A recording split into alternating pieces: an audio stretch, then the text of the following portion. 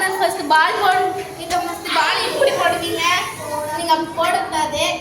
பால் first இப்படி பிடிச்சுக்கணும், நல்லா இப்படி